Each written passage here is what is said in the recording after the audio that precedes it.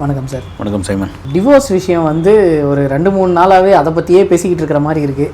AR Rahman சாரோட ட்ரூப்பில் இருக்க மோகினி டே அவங்களோட டிவோர்ஸ் வந்து அவங்க அனௌன்ஸ் பண்ணிட்டாங்க. இது வந்து இங்கே இருக்கிறவங்களுக்கு என்னென்னா, நேற்று நடந்ததையும் இன்றைக்கி நடந்ததையும் ஒன்றாக சேர்த்து இது வந்து ஏஆர் ரஹ்மான் சாருக்கும் அவங்களுக்கும் ஏதோ தொடர்பு இருக்குது, ஏதோ தொடர்பு இல்லை, கள்ள தொடர்புன்னு சொல்லுங்க அப்படின்னு சொல்லி ஒரு குரூப் வந்து கிளப்பிக்கிட்டு இருக்காங்க.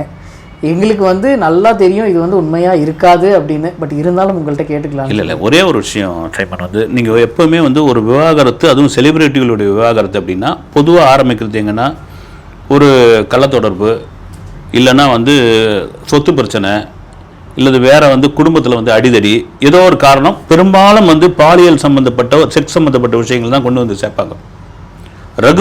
ஏஆர் ரஹ்மான் மீது இத்தனை வருட திரை வாழ்க்கையில் எங்கேயாவது ஒரு இடத்துல நீங்கள் பத்திரிகையிலையோ அல்லது சேனல்களையோ எங்கேயாவது ஒரு சின்ன பிட்டு நீங்கள் படிச்சிருக்கீங்களா? இல்லை சார். கண்டிப்பாக படிச்சிருக்கேன்.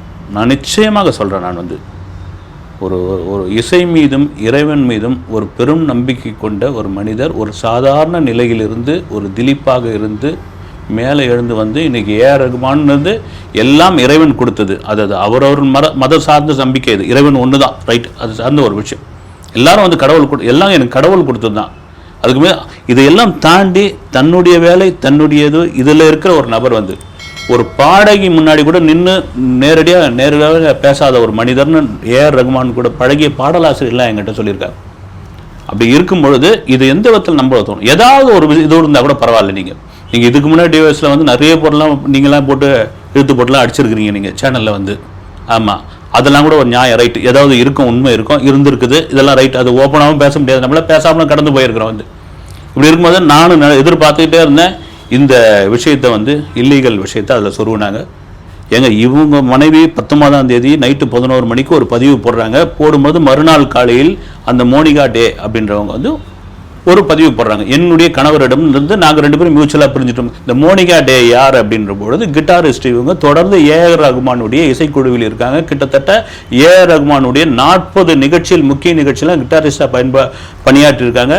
பல படங்களுக்கு கிட்டாரிஸ்டாக பண்ணியிருக்காங்க. இப்போ அவங்களுடைய லைஃப்பை பார்க்கும்போது அவங்களும் வந்து ரஹ்மான் மாதிரி தான் வந்திருக்காங்க. வந்து அந்த பெண்ணும் சாதாரணமாக வரலைங்க. வந்து ஒரு டைவர்ஸ் வாங்கிறது அவங்கவுங்க விருப்பங்க. நீங்கள் அதுக்குள்ளே யாருங்க புனைவு கதையெல்லாம் சொல்கிறீங்க? நீங்கள் வந்து உள்ளே யார் நீங்கள் கதை கட்டி விட்டுறதுக்கு யார்?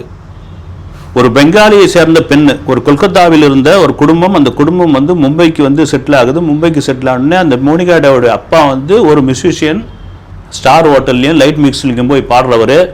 எப்பயாவது யாராவது படத்துக்கு மியூசிக் பண்ணால் கூப்பிட்டா போய் மியூசிக் பண்ணுவார். இந்த வருமானத்தை வச்சு ஒன்றும் பண்ண முடியல. ஆனால் நாங்கள் ஒரு வாழ்க்கை வாழ்ந்துக்கிட்டு இருக்காங்க. இந்த பொண்ணு அங்கே தான் பிறக்கிறா, அங்கே தான் வளர்றா. ஒரு 3 வயசுலேயே கிட்டாருடைய கம்பியெல்லாம் தட்ட ஆரம்பிக்கிறா.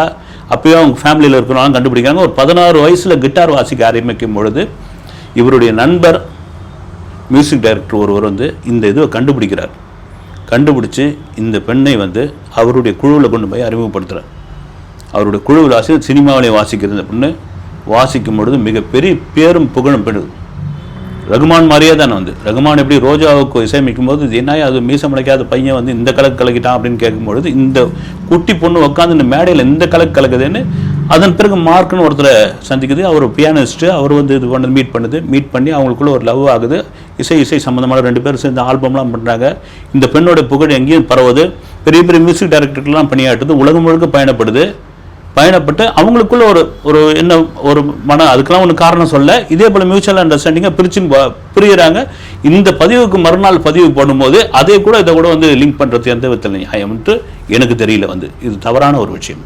அடுத்த டிவோர்ஸ் மேட்டர் என்னன்னா, இதே வேலையாக வந்து நீங்கள் குடும்பநல கோர்ட்டில் வேலை பார்க்குறீங்களா? நீங்கள் என்ன சார் பண்ணுறது? ஒரே அந்த நியூஸாக வந்துக்கிட்டு இருக்கு சார். இந்த ஐஸ்வர்யா தனுஷ் அவர்களோட டிவோர்ஸு, அவங்க 2 பேருமே கண்டிப்பாக நாங்கள் பிரியறோம் அப்படின்னு சொல்லி அனௌன்ஸ் பண்ணிட்டாங்க. 27ஆம் தேதி வந்து கடைசி தீர்ப்பு அப்படின்னு சொல்லிட்டாங்க. என்ன காரணம்னா, ஒரு குடும்பத்தை பிரிப்பது, ஒரு மன வாழ்க்கையை வந்து கட் பண்ணி விடுவது, துரத்தி விடுவதெல்லாம் ஒரு சரியான விஷயம் கிடையாது. ஒரு 1000 காலத்து பயிர் ஆண்டாண்டு காலமாக இருக்க வேண்டும்.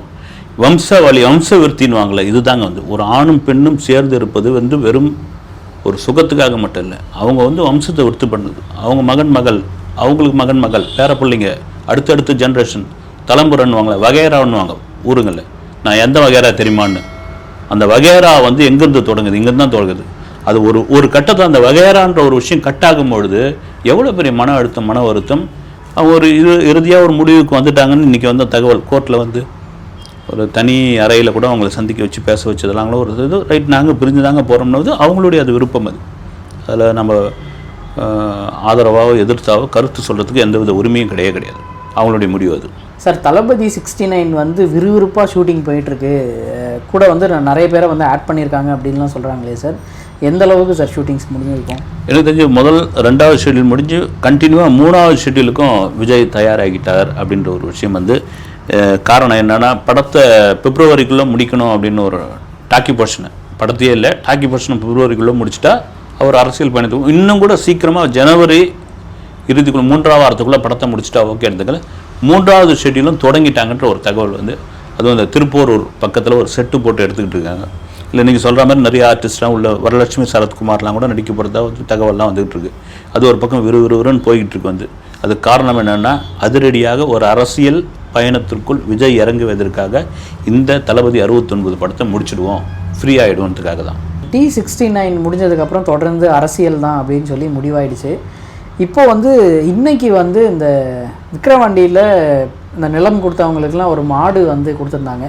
அதில் ஒரு மாடு வந்து சரியாக பால் கறக்கிறது இல்லைன்னு சொன்னதால் அந்த மாடை வாங்கிட்டு திரும்ப இன்னொரு மாடும் கன்றுக்குட்டியும் கொடுத்துருக்காங்க சார். இது எப்பயுமே ஏதாவது ஒரு கட்சி ஏதாவது பண்ணுறாங்கன்னா ஒரு தடவை கொடுத்துட்டா அவ்வளோதான், முடிஞ்சுது, சாப்டர் க்ளோஸ், அதுக்கு மேலே அதை பற்றி பேசவும் கூடாது, கேட்கவும் கூடாது அப்படின்ட்டு இருப்பாங்க. இவங்க வந்து இந்த அளவுக்கு கேர் எடுத்து பண்ணுறாங்க. ஆக்சுவலாக இது வரவேற்கக்கூடிய ஒரு விஷயங்க வந்து என்னென்னா, நான் அந்த பெரியவருடைய வீடியோ பார்த்தேன். ஒரு மாடு கேட்டிருக்காங்க, கறவை மாடு கொடுத்துருக்காங்க. அந்த கறவை மாடு சரியாக பால் கறக்கலை. அது திரும்ப ஒரு முறை சொல்லியிருக்காங்க, நல்ல ஒரு மாடும் கண்ணும் வேறு ஒரு மாடும் கண்ணும் இது கொடுத்து நல்லாவே பால் கறக்குது, நான் திருப்தியாக இருக்கிறேன், எனக்கு வேறு வருமானம் கிடையாது, அதை தான் விஜயா கிட்ட நான் முறையிட்டேன் அப்படின்னு நீங்கள் சொன்னது தான் முக்கியமாக. கொடுத்தது மாற்றி கொடுத்ததை தாண்டி ஒரு விஷயம் பண்ணிட்டாங்கன்னா அதோடு அவ்வளோதான் கடந்து போயிடுவாங்க. 2வது அந்த பக்கமே தலை வச்சு படும்போது அவ்வளோதான் முடிஞ்சுன்னு போயிடுவாங்க. இது வந்து ஒரு விஷயம், ஒரு மாடு கொடுத்துருக்கோம், அது சரியாக கறக்கலை, சரியான இதுவும் இல்லை, அவருடைய வாழ்வாதாரம் என்ன ஆகும் அப்படின்ற விஷயத்தை மறுபடியும் விஜய் நாளேட்சிக்கோ இல்லை சம்மந்தப்பட்டவர்களுக்கு போயிட்டு இன்னொரு மாடு கொடுத்துருக்காங்கன்னா இதுதான் ஒரு சரியான ஒரு விஷயம், இதை தொடர்ந்து செய்ய வேண்டும் என்பது தான் என்னுடைய ஆசையும் கூட. இதுன்னு கிடையாது, நீங்கள் ஒரு விஷயம் பண்ணுறோம்னா ரைட்டு ஓகே கடந்து போயிடக்கூடாது, வந்து இது செய்யணும். ஏன்னா விஜய் ஆரம்ப கட்டத்திலிருந்து நிறைய எனக்கு தெரிஞ்சு பார்த்தீங்கன்னா, நான் சொல்கிறதெல்லாம் கிட்டத்தட்ட ஒரு 2099 பாரிஸ் கார்னரில் இந்த பிளாட்ஃபார்மில் இருப்பாங்க, ஒரு இது சின்ன ஒரு அதுக்குள்ளேயே ஒரு தட்டி மாதிரி கட்டிக்கிட்டு ஒரு விஜய் ரசிகர் என்ன பண்ணும், அந்த தட்டிக்குள்ளே வெறும் விஜய் ஃபோட்டோ தான் இருக்கும், வெறும் விஜய் ஃபோட்டோ தான் இருக்கும், வேறு எதுவுமே இருக்காது. வந்து இதை நான் ஒரு பத்திரிகையில் எழுதி விஜய் பார்வைக்கு போய் ஸ்பாட்டில் போயிட்டு உதவி பண்ணி ஒரு பங்கடை வச்சு கொடுத்தாப்ப.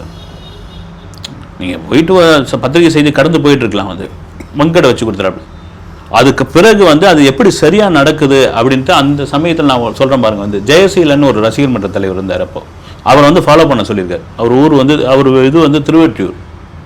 இது தாங்க முக்கியமான, இதனுடைய தொடர்ச்சி தான் இங்கே வருதுன்னு இருக்கேன். இந்த தொடர்ச்சியை இவர்கள் அரசியலுக்குள் மிக சரியாக பயன்படுத்தினால் டிவிக்கே ஒரு வளர்ச்சி பாதையை நோக்கி போகும்ன்றது மாற்று கருத்து இல்லவே இல்லை சார். ராமநாதபுரத்தில் வந்து நிறைய புயல் வெள்ளம் வந்து அங்கே அதிகமாக தண்ணீர் சேர்ந்துருக்கு அப்படின்னு சொல்கிறாங்க.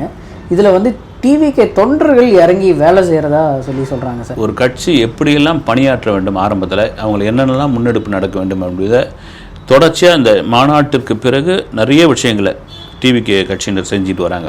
குறிப்பாக நாம் கூட பேசியிருந்தோம், வந்து இந்த வாக்காளர் முகாம் பேர் சேர்தல் திட்டத்தில் சூப்பராக ஒர்க் பண்ணியிருந்தாங்க. வந்து மக்கள்கிட்ட போய் விழிப்புணர்வு செய்கிறது. இது தவிர பார்த்திங்கன்னா சில விஷயங்கள் மீடியாவுக்கு வராமலும் சில விஷயங்கள்லாம் பண்ணிகிட்டு இருக்காங்க. இப்போ நீங்கள் சொல்ல மாதிரி அந்த ராமநாதபுரம் திருநெல்வேலி பெல்ட்டில் கடுமையான மழை, ராமேஸ்வரர் கோவில்லாம் தண்ணி வந்துருச்சுன்றாங்க. அதில் இறங்கி அந்த பணியை செஞ்சுட்டு இருக்காங்க, அவங்களால முடியுது. இதுதான் விஜய் ஆரம்பத்துலேருந்தே சொன்னது, வந்து நீங்கள் மக்கள்கிட்ட போய் நம்மளுடைய இது வந்து பணியை செய்யுங்க, மக்களுடைய பிரச்சனையை இது பண்ணுங்கள்.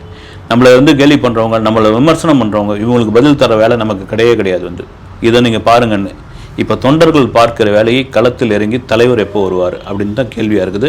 வரவேற்கக்கூடிய ஒரு விஷயம் இது. வந்து சும்மா வந்து சீன் போட்டு நாளைக்கு நாளானிக்கு கடந்து போகிற ஒரு விஷயமாக இல்லாமல் 2026க்கு பிறகும் இந்த பணி தொடர வேண்டும் என்பது பொதுமக்கள் நம்மளை போய் மீடியாக்காரர்களுடைய ஒரு கேள்வியாக தான் இருக்குது. வந்து அதை செய்வாங்கன்னு நம்ம நம்புகிறோம். சார், சத்யராஜ் அவர்கள் வந்து டிவிகேல எனக்கு வந்து ஒரு போஸ்டிங் கொடுத்தா நான் வந்து கொள்கை பரப்பு செயலாளராக இருப்பேன், அந்த போஸ்ட்டை வந்து நான் கேட்பேன் அப்படின்னு சொல்லியிருக்காரு. இந்த செலிப்ரிட்டிஸ் வந்து ஸ்டார்டிங்கில் யாருமே பெருசாக சப்போர்ட் பண்ணல. பட் இப்போது கொஞ்சம் கொஞ்சமாக ஒருத்தராக வந்து நான் எனக்கு விருப்பம் இருக்குது அப்படின்ற மாதிரிலாம் பேசிக்கிட்டு இருக்காங்களே சார். சத்யராஜ் உண்மையாகவே அந்த கொள்கை பரப்பு செயலாளராக கேட்குறாரா? அதுக்கு ஒரு காரணமும் சொல்லியிருக்காரு. நான் மதிக்கக்கூடிய தலைவர், பெரும் தலைவர் வந்து பெரியாரை வந்து நீங்கள் முன்னிறுத்தி ஒரு அரசியல் பண்ணுறீங்க அப்படின் பொழுது, தம்பி எனக்கும் வந்து ஒரு போஸ்டிங் கொடுங்க, நானும் வரேன், அதில் கொள்கை பரப்பு செயலாளராக ஒரு போஸ்டிங் கொடுங்க, நான் திறம்பட செய்வேன்னு ஆரம்பத்துலேருந்து விஜய் மீது ஒரு சத்யராஜுக்கு வந்து ஒரு பெரிய இது உண்டு. தொடர்ச்சியாக விஜயுடைய படங்கள்லாம் தலைவா, நண்பன் மாதிரி படங்கள்லாம் நடிச்சிருக்காங்க. சத்யராஜை தாண்டி சிபுராஜ் மிகப்பெரிய விஜய் ரசிகர், தெரியுங்களா? மிகப்பெரிய விஜய் வெறியர்னு கூட சொல்லலாம். வந்து அது சத்யராஜே சொல்லியிருக்காரு. சார் ஃபஸ்ட் ஷோ முதல் ஆளாக தேட்டரில் நிற்கிறது சிபிராஜ் தான் அப்படின்னு வருது. அப்படி இருக்கிற இடத்துல ஒரு பெரியாரை முன்னிறுத்தி ஒரு அரசியல் பண்ணும்பொழுது சத்யராஜ் சொல்கிறது ரொம்ப சீரியஸாக தான் சொல்லியிருப்பான்னு நினைக்கிறேன். அவர் ஒன்றும் ஒரு தமாஷா சொல்ல வேண்டிய அவசியம் இல்லை. நீங்கள் சொல்கிறது ஒரு முக்கியமான ஒரு விஷயம். ஒரு மாநாடு நடக்கும்பொழுது நான் தவறாக சொல்ல வந்து ஸ்ரீமன், தாடி பாலாஜி, அப்புறம் சவுந்தர் இவங்களாம் நடிகர் தான். ஆனால் இதெல்லாம் தாண்டி இவங்களாம் வரப்போகிறாங்க, அவங்களாம் வரப்போகிறாங்கன்னு ஆளாளுக்கு ஒரு இது சொன்ன உடனே இவங்களுக்கெல்லாம் அழைப்பு போய் வராமல் இருந்துட்டாங்களா, இல்லை அழைப்பு போகவில்லையா, இல்லது வேற யாராவதற்கு கோபத்திற்கு நாம் ஆளாயிட போகிறோம் விஜய்க்கு ஆதரவு தெரிவித்து அப்படின்னு வரலையா? சரி, விஜய் வந்து ஒரு மாநாடு நடத்துகிறாரு, அது ஒரு ஷூட்டிங், அது ஒன் டே ஷூட்டிங் வந்து அதோடு முடிஞ்சு போயிடுது, அதோட மக்கள் மறந்துட்டு போயிடாங்கன்றதுக்காக அவங்க விட்டுட்டாங்கன்னு தெரியல. இதையெல்லாம் தாண்டி இன்னைக்கு டிவிக்கு உடைய வளர்ச்சின்னு ஒன்று இருக்கு இல்லைங்களா, அது ஒரு அற்புதமான ஒரு சூப்பரான ஒரு வளர்ச்சியாக இருக்குது. சத்யராஜ் மாதிரியான ஒரு வந்து நடிகராக மட்டும் இல்லாமல் ஒரு சமூக பொறுப்புள்ள ஒரு நபராகவும் ஒரு அக்கறையோடு சில விஷயங்கள் பேசக்கூடியவராக இருக்கிற ஒரு அனுபவசாலியை கட்சியில் சேர்த்து கொள்வது நல்ல ஒரு விஷயம்தான். வந்தால் அது கோப்பாசாக கொடுக்குறாங்களா, வேறு எது கொடுக்குறாங்களா தெரியல, அது அவங்களுடைய விருப்பம், வரவேற்கக்கூடிய ஒரு விஷயம் தான். அது வந்து தெரியாத நிறைய விஷயங்களை பகிர்ந்துட்டீங்க. நன்றி சார். வணக்கம்.